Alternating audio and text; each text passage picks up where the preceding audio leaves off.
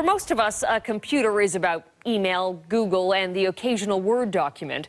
But for those with an intimate understanding of a computer's innermost workings, it is a portal into government websites, company databases, and people's lives. Hackers are now more powerful, more mysterious than ever. And while most consider their mischief cybercrime, there is another side to these internet outlaws. Alison Vuchnik gives us a rare look inside a hacker's world.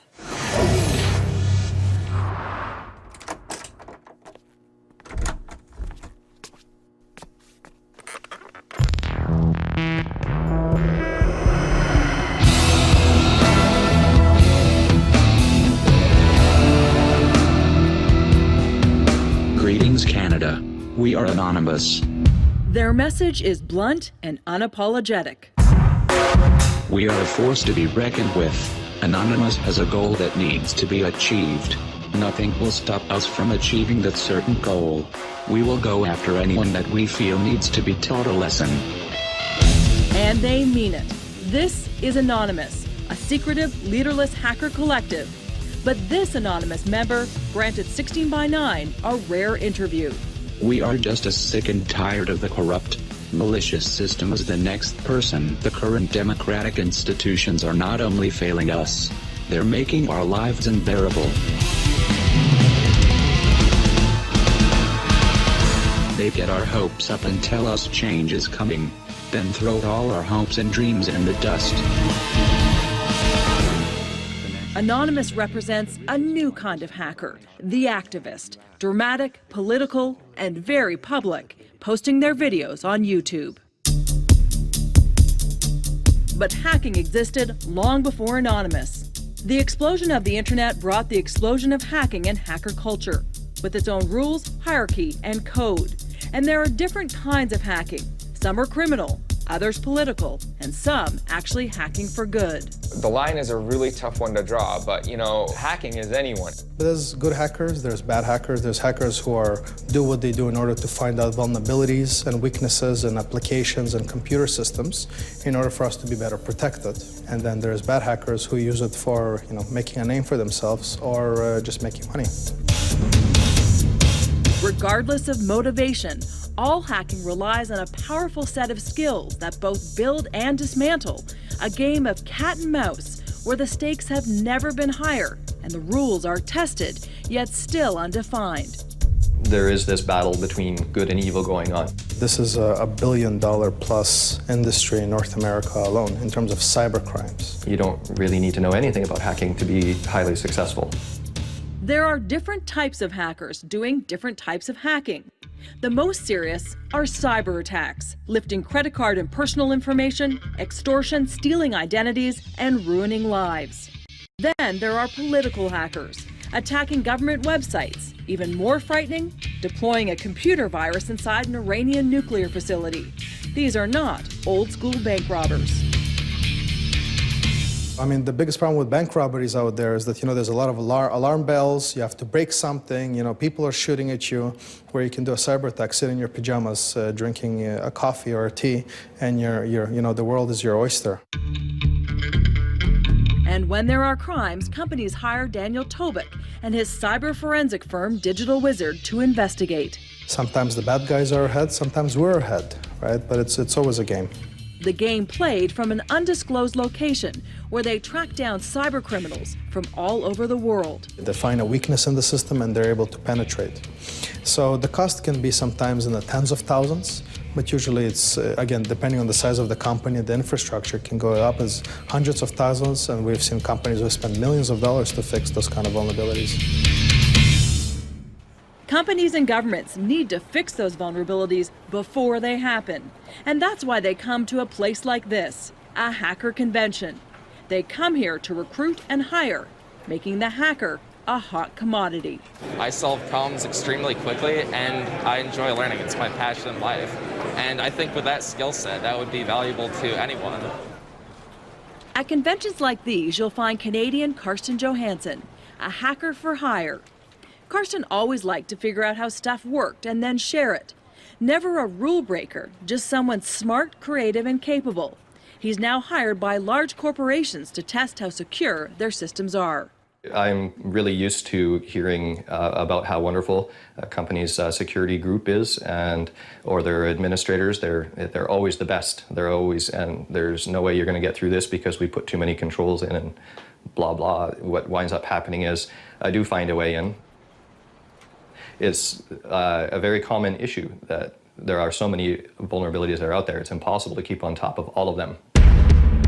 Back to Anonymous, a hacker movement with a political purpose. We are anonymous. We are legion. We do not forgive. We do not forget. Expect us. All in the name of internet freedom, they defend breaking into secure systems, violating personal information, and bringing down massive servers.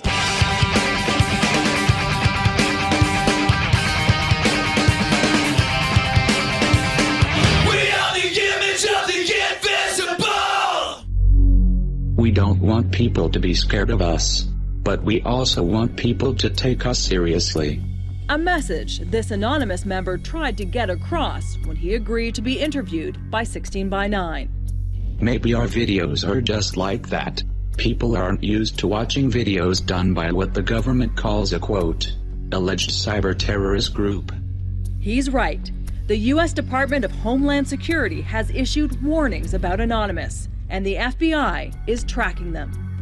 Another anonymous member agreed to explain the movement's goals to us. This time, it's Greg Hausch, an outed anonymous member. I don't think there's ever an endpoint to this. I think you kind of have to get that idea of justifying the illegal things out of your head, because the idea that it's even illegal doesn't even come up. No one even cares.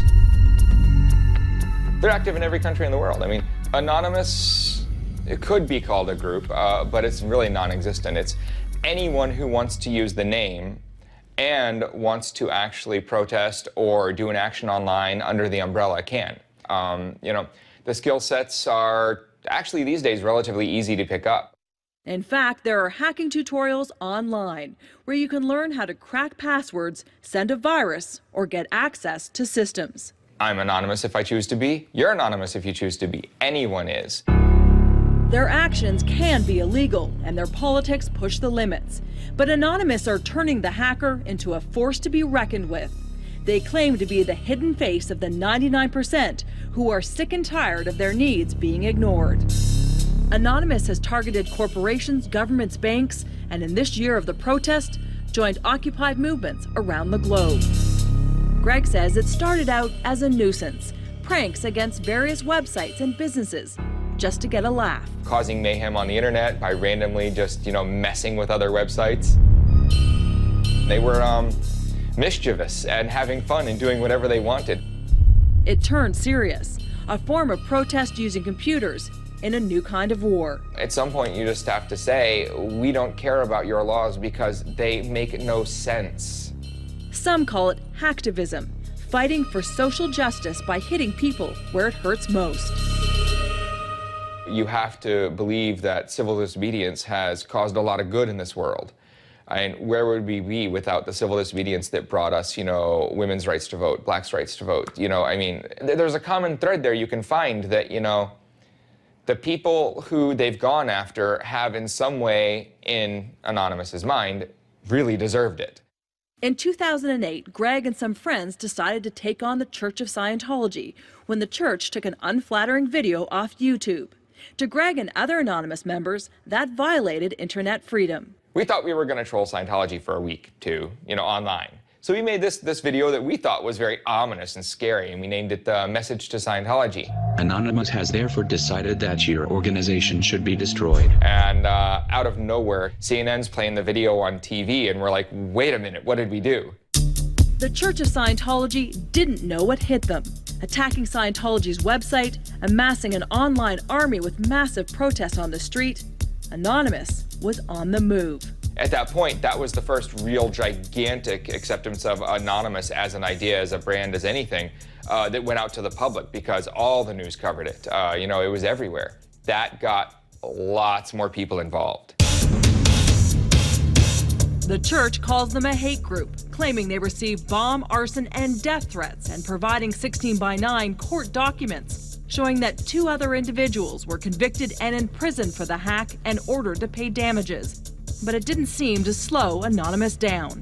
When they realized with the Church of Scientology aspect that all this notoriety, because of the fact that it was a target that a lot of people agree with, that they found they actually got the support of general people, and it kept hitting the news every time they said anything.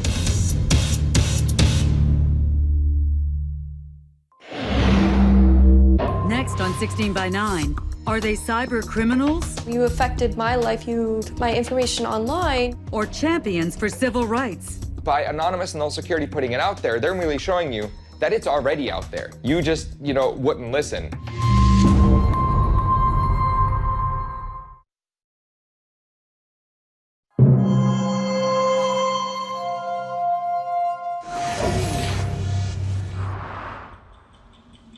Natasha Maximovic is tech-savvy, wireless, and willing to share her information online so she can enjoy her gadgets. I like playing video games. I like reading books on my e-reader. She never expected reading a book or playing a game would lead to a real-life story of hacking, fear, and information sabotage. That's the scary part, that someone else has my information. And that's the whole spiel of it. Just protect my information, end of story, and then things like this won't happen. What happened was an estimated 77 million Sony PlayStation users' private information was compromised. 1 million in Canada, including birth dates, addresses, and possibly credit card numbers. I have a lot of trust in Sony. I trust their products, I trust the corporation. Why were you hacked? It was one of the biggest hacks credited to Anonymous, the political activist group that uses computer blackmail to get its message out. The hack was allegedly in retaliation to Sony for breaching internet freedom. I don't know what their motives were. It doesn't matter to me. My information is supposed to be protected. Period. Sony Canada declined to comment, but the hack cost Sony a reported $150 million worldwide, and the PlayStation Network remained offline for 3 weeks. Natasha has launched a $1 billion class action lawsuit against Sony for not protecting her information. I feel that all the people that are in this case, you just have that fear. It's a natural fear. So far, her identity has not been compromised and she remains a Sony customer, but she's vigilant. As for how she feels about Anonymous breaking in the first place, she's protesting the protesters. You affected my life, you took my information online, so you have that fear. That fear grows. Anonymous argues that by breaking into Sony, they actually did Natasha and millions of others a favor, bringing attention to holes in Sony's security that outed Anonymous member Greg Hausch says other criminals had probably found before. Then the real bad guys, the ones who do this for a living and make lots of money off of identity theft and breaking into your bank accounts, and they beat us to the punch by years probably. We can yell that there's no security. We can yell that you should stop giving your personal information to all these companies, because by Anonymous and Null Security putting it out there, they're really showing you that it's already out there. You just, wouldn't listen. Anonymous isn't out to make friends. They are out for a fight. Almost everything that Anonymous does is criminal. At least what the government says is criminal. We cannot argue with this. We go from hacking to leaking private information and many more. But we feel that in order to bring attention on an issue, we must do these things. We have to do something called civil disobedience.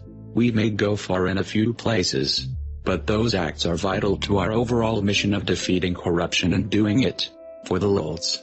This Anonymous member, who granted a rare interview to 16 by 9, makes no apologies.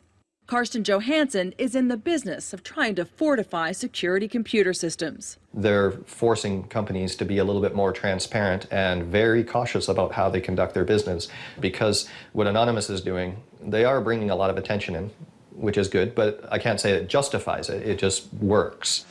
And they are changing the game. What it has come to now is that literally if Anonymous said XYZ about this particular person, even if it's not true and they don't bother backing it up, people are listening and it can be used for blackmail very easily. And Anonymous may have the next person in their sights. Charged with the murder of her daughter, acquitted by a court of law, but guilty in the eyes of the movement. Some in our collective have been chattering about having our next target be Casey Anthony. The justification is that we've all had enough of her.